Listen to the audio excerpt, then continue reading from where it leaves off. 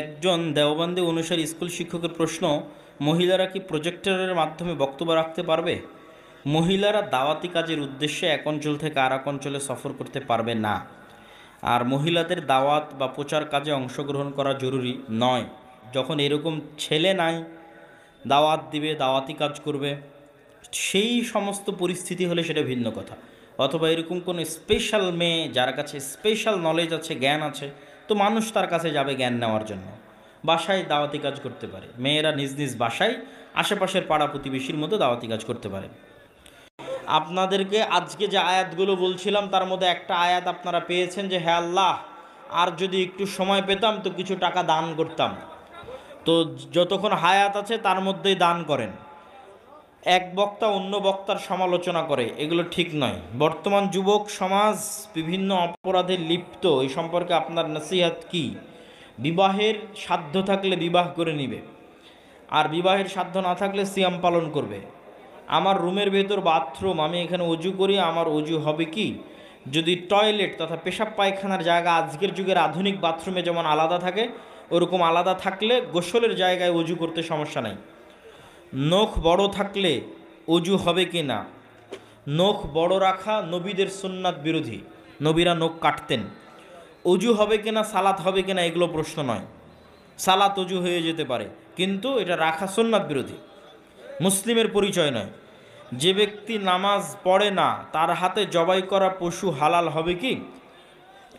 প্রথমত, স্বাভাবিকভাবে যে কোনো বাজার ঘাট, স্থানীয় এলাকা, এগুলো যদি মুসলিম দেশ হয়, মুসলমান জনবহুল হয়, মুসলমান হোটেল হয়, তাহলে সেই মুসলমানের বিসমিল্লাই যথেষ্ট। কিন্তু যদি এক্সাক্ট নির্ধারিত নির্দিষ্ট জানা যায় যে আজকে অমুক গ্রামে অমুক জায়গায় এই জবাইটা হচ্ছে, তো চেষ্টা করা উচিত সেই জবাই যেন একজন নামাজি মানুষই দেয়। খেতে বসে ফোনে ওয়াজ শোনা যাবে কি? খেতে বসে অন্য কোনো কাজ না করে মনোযোগ দিয়ে খাওয়াই উচিত, এটি রাসূল সাল্লাল্লাহু আলাইহি ওয়াসাল্লামের সুন্নাত। কথা না বলে, খুব জরুরি না থাকলে পরে ওয়াজ শুনবে। আমি সামনের কাতারে, বায়ু এসেছে, বের হতেও লজ্জা লাগছে, বের হতে হবে, এই কথাই ঠিক। লজ্জা লাগ এখানে লজ্জা লাগার কিছু নাই। শীতে ফরজ গোসলে কোনো ছাড় আছে কি? যদি প্রচণ্ড অসুস্থ হয় সেক্ষেত্রে তায়াম্মুম করবে, তাছাড়া কোনো ছাড় নাই। রাসূল সাল্লাল্লাহু আলাইহি ওয়াসাল্লাম একাকী ঘুমাতে এবং ভ্রমণ করতে নিষেধ করেছেন, কিন্তু আমি নিরুপায়। লা ইউকাল্লিফুল্লাহু নাফসান ইল্লা উসআহা। যে মানুষ নিরুপায় তার উপর আল্লাহ কিছু চাপিয়ে দেন না, যার সাধ্যে আছে সেই যেন চেষ্টা করে। সালাতের সময় মুখ হাত পা ঢেকে সালাত আদায় করা উচিত না মুখ হাত পা খোলা রেখে? যদি মেয়েদের ক্ষেত্রে হয় তাহলে আশেপাশে কোনো পুরুষ মানুষ না থাকলে তারাও হাতের কবজি পর্যন্ত এবং মুখমণ্ডল এবং পায়ের পাতা এগুলো খোলা রেখে সালাত আদায় করবে, এটাই সুন্নাত। মেহেদি পায়ে দিতে পারবে? অবশ্যই দিতে পারবে। সালাত বাদে বুকে হাত বেঁধে দাঁড়িয়ে থাকা যাবে কি? কোনো সমস্যা নাই, বিধি নিষেধ কিছুই নাই, স্বাভাবিক। জন্মদিন পালন করা যাবে কি? জন্মদিন পালন করার ক্ষেত্রে যদি মানুষ মনে করে যে এই দিনে ভালো কিছু করলে ভালো কিছু হবে, তাহলে শিরক। আর ভালো কিছু করলে ভালো কিছু হবে এরকম কোনো বিশ্বাস নাই, এমনি পালন করে যুগের সাথে, তাহলে হারাম, তাহলে স্বাভাবিক হারাম। আর কল্যাণকর কিছু মনে করে পালন করলে শিরক। আল্লাহ বলছে উলঙ্গ হয়ে গোসল করা যাবে কিনা? আল্লাহ বলছেন মানুষ যেন আমাকে বেশি লজ্জা পায়, সেক্ষেত্রে না করাই উচিত। স্বাভাবিক বাধ্যবাধকতার পরিস্থিতি যদি হয়, কোনো সমস্যা যদি থাকে, তাতে গুনাহ নয়, কিন্তু উচিত পোশাক গায়ে রেখে গোসল করা। অলসতা বশত সালাত না পড়া আর অস্বীকার করা, দুইটার কি একই বিধান? অলসতা বশত সালাত একদিনও পড়ে না আর অস্বীকার করে, দুইটা প্রায় একই।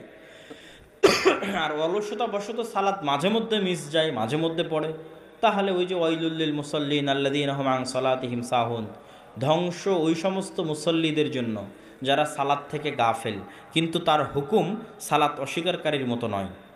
সে সালাত আদায়কারী, কিন্তু তারও ধ্বংস আছে, কেন? সে সালাত থেকে গাফেল। কি প্রশ্ন করেছে! আহলে হাদিসরা আবার এগুলো প্রশ্ন করে নাকি?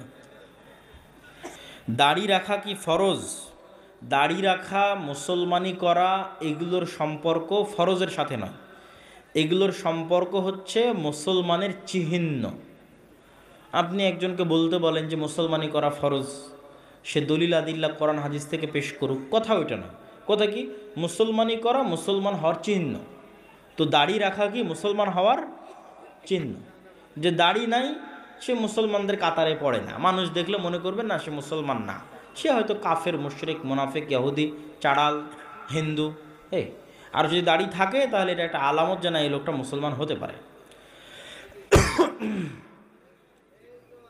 ইসলামী জালসায় মহিলারা পর্দার আড়াল থেকে প্রজেক্টর দেখতে পারবে। আমি শপিং ব্যাগের প্রিন্টের কাজ করি, অনেক সময় অনেক শপিং ব্যাগে ঈশ্বর সর্বশক্তিমান এই কথা লিখতে বলে। এইটা একটি ধর্মবিরোধী কথা। আপনি লিখতে বলবেন আল্লাহ সর্বশক্তিমান, তাহলে করা যাবে ইনশাল্লাহ। চারঘাটে আহলে কোরআনের প্রচার প্রসার বৃদ্ধি পেয়েছে, আমাদের করণীয় কি? করণীয় হচ্ছে তাদের বিষয়ে আপনাকে জ্ঞান অর্জন করতে হবে, জ্ঞান অর্জন করে দাওয়াতি কাজ করতে হবে। সেক্ষেত্রে আমাদের বক্তব্য, আমাদের লেখনী, এগুলোকে আপনারা সাথে রাখতে পারেন। আমারই দুটো বই আছে, আমরা হাদিস মানতে বাধ্য, কোরআনের আলোকে হাদিসের অপরিহার্যতা, এবং